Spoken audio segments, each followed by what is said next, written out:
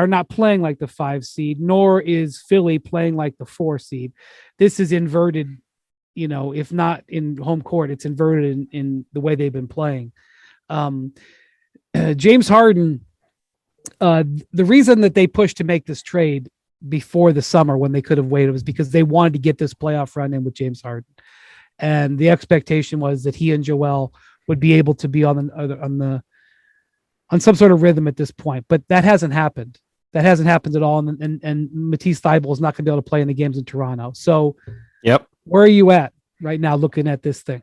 I think this is going to be the best series of the first round, and I have no clue how it's going to go because Joel Embiid is by far the best player in the series.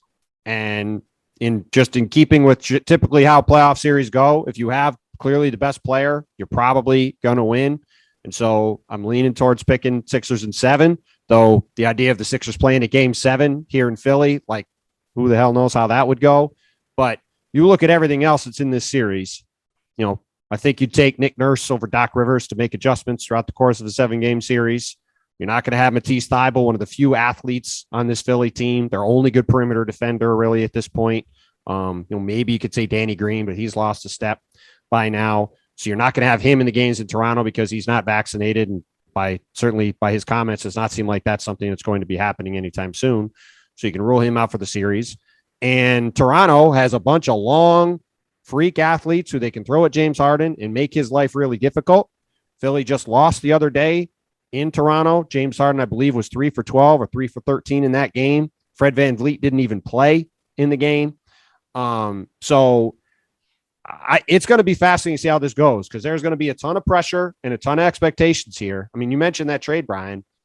They go get Philly goes and gets James Harden, and they sat up on the dais, him and Josh Harris and Daryl Morey and Doc Rivers, and they talked about being a championship caliber team and championship expectations were here.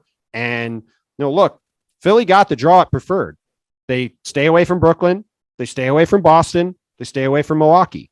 They have to beat Toronto and Miami to get to the Eastern Conference Finals. If you told them 2 months ago, you're going to get to play Toronto and then Miami to get to the Eastern Conference Finals, they would have been like, all right, sign me up for that. I keep away from these elite teams in the East.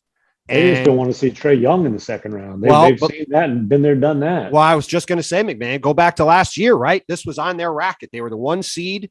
They had, get Washington in the first round, and then they get the winner of Knicks Hawks. And you're thinking, man, the Sixers are going to walk to the conference finals. They're finally going to break through. And then what happens? We know what happens. They have to fall apart in game 7. Ben doesn't make the shit, doesn't take the dunk. Everything goes to hell. And now we're here where we are now. So that's a long-winded way of saying I slightly lean towards Philly. I think Joel will probably get this done. But, man, this has got a chance to go a lot of different directions. And to me, there's a ton of pressure on Joel and James Harden and Doc Rivers, because if they don't win this series for different reasons, it's going to come down on all 3 of those guys. And then there'll be a lot of ramifications from that. Is there pressure on James Harden? He's getting the $200 million. Well, James today again said there's no pressure on me. I'm just ready to go out and hoop. Okay. McMahon, hold on. I'm not saying he doesn't want to win. Of course he wants to win. Why would there show me the consequence of James Harden not delivering?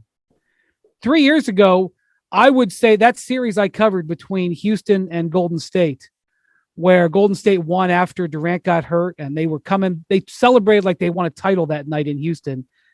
And we're running down the hallway saying, bleep Chris Paul. And Harden just blamed Chris Paul. And they were not going to like, yeah, you're right. We'll get him out of here. Then that's the consequence. You can't blame somebody else. Yeah. What I would say, what's the consequence? That they're not going to give him 250? Guess what? They're giving him the 250 either way. I would How say, do you know? What if he bombs? What if he bombs in this first round series?